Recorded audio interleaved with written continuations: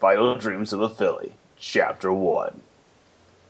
The moon was chillingly beautiful. The young filly watched it silently, a mere moment of reverence for her normally exuberant personality.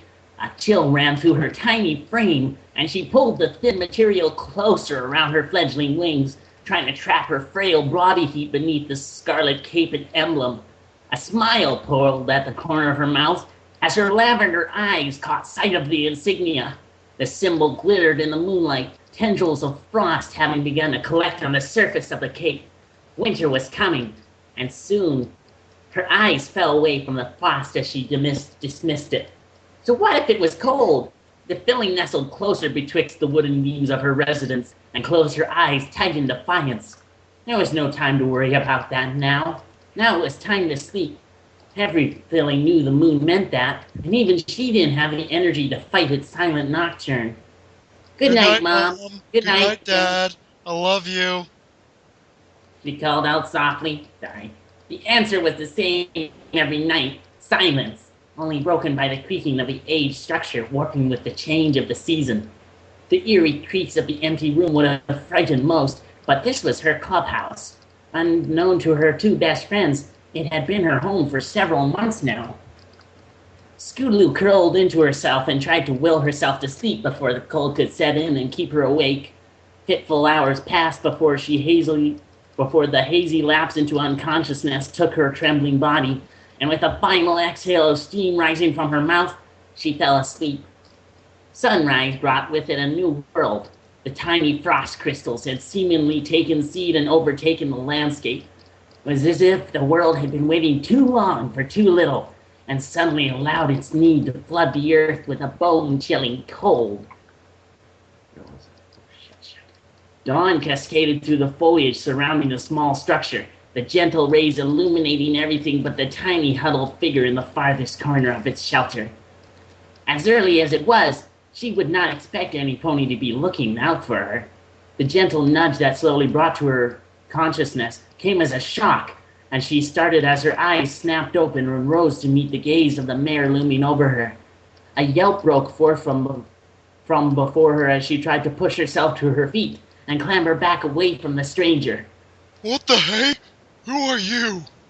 She cried, eyes widening as the adult took a step closer. Oh God, I hope this isn't a rape fic. As the surprise wore off, her tone turned to annoyance as she took note of the sun had not even barely risen through the clubhouse window. What the hey, lady? Why'd you wake me up? The sun isn't even all the way up yet. Only then, taking back control of her situation, did the filly take a good look at the stranger. The mare looked like an alicorn, old and worn, far past even what Celestial looked like. Her pelt had faded drastically through age and had a dull luster of muted gray to it. Her wings hung low at her sides now, the feathers thin and barren, only soft down clinging to them. Her mane shone no stars or celestial decadence, but draped around her like a white cowl, solemn and straight. What took Scootaloo back the most was her horn. It had been snapped in two with thin hairline cracks running through it. They all fell to a point just above her eyes, the saddest brown eyes that Scootaloo had ever seen, that had fixated down upon her.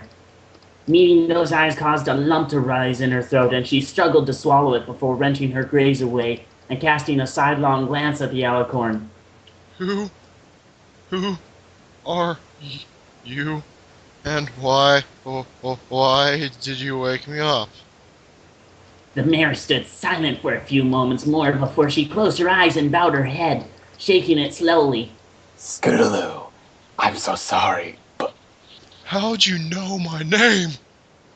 The mare winced at the outburst before stomping a hoof resolutely to silence the filly and continue. I'm so sorry. Sweetie, I didn't wake you. You never woke up this morning. The tension in the air almost made her choke on the lump in her throat. Tears stung her eyes as she shook her head and took another step back. You're lying! She whispered. That's not a whisper. Her voice unintentionally harsh as she continued to back away. It was then her hoof hit something solid. She expected the sound of it meeting wood, but it only made a dull thud as it collided with the object. Slowly, she turned her head to see what it was. She felt ill as her heart fell deep into her stomach, and she stared, transfixed at the tiny bundle that lay there. It was wrapped in her cape. Its visage was marred by the violet tendrils of its mane. It was her, and it wasn't breathing anymore.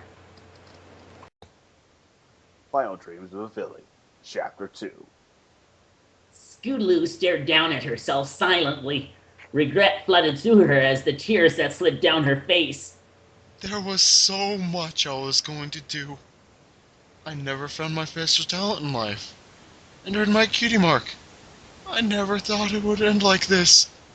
Apple Bloom, Sweetie Belle, and I were all going to do it together. This is a nightmare! The thought quieted her.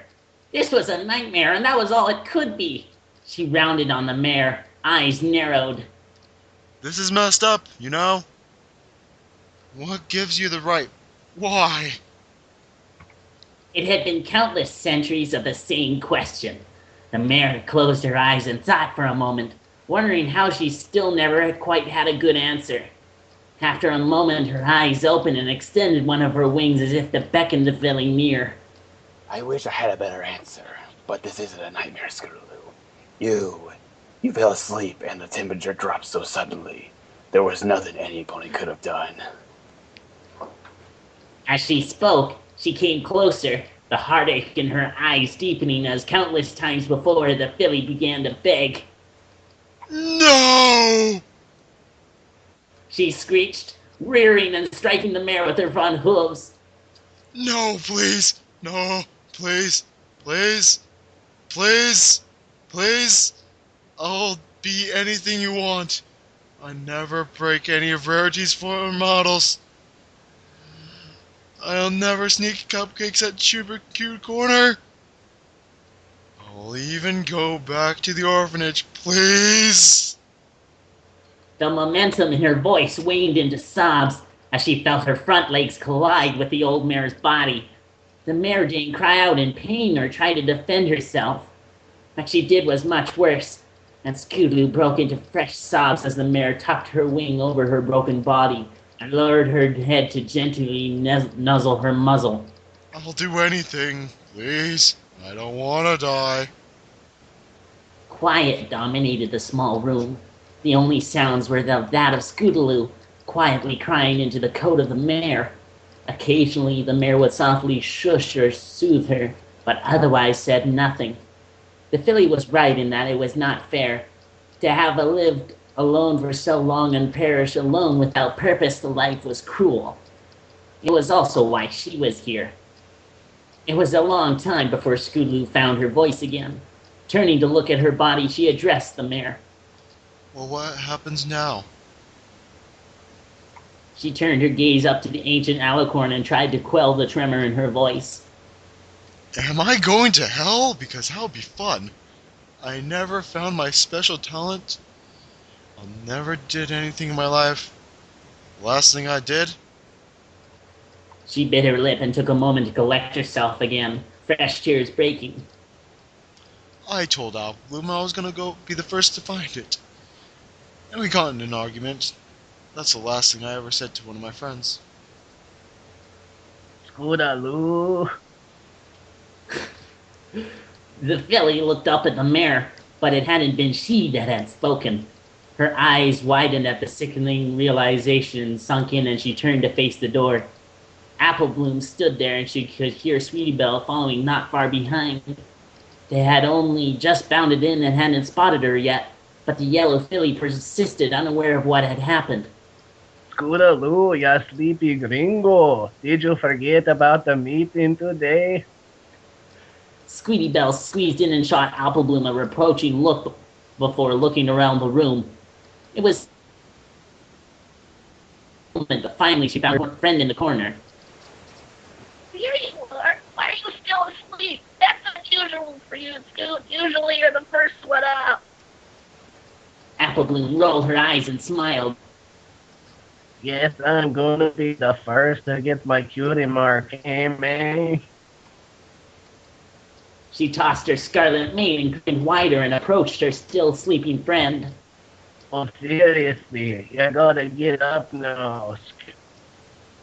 Only once she got close did she get quiet. That was enough to worry Sweetie Belle. Neither of her friends was ever this quiet normally. AmberWings.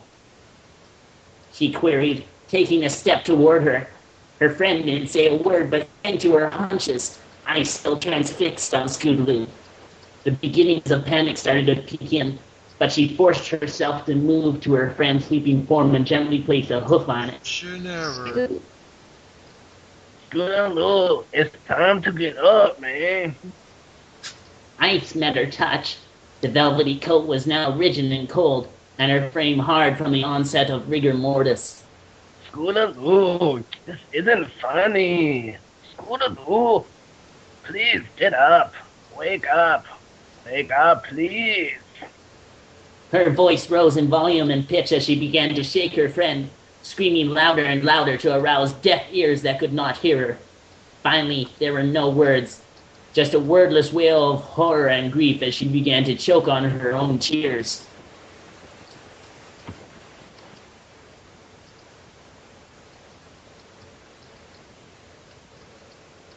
Then pain. Pain erupted in her jaw and she reeled, stunned into silence. Apple Bloom stood over her, tears streaming down her face as she fought to regulate her breathing. She looked up at her silently, but the question was almost audible in her face. Why? Apple Bloom took a deep breath before helping her to her feet and gently sitting her down. The emotions still ran too high for her to form words, but Apple Bloom had somehow found them. Stay there, Scootaloo. I'm gonna get my sister. Stay here just in case she... No, she couldn't lie to her only remaining friend. She couldn't paint a pretty picture with Scootaloo's blood to make it all better. She took a step back and then turned and ran, yelling back. Stay here. Sweetie didn't need to be told that now.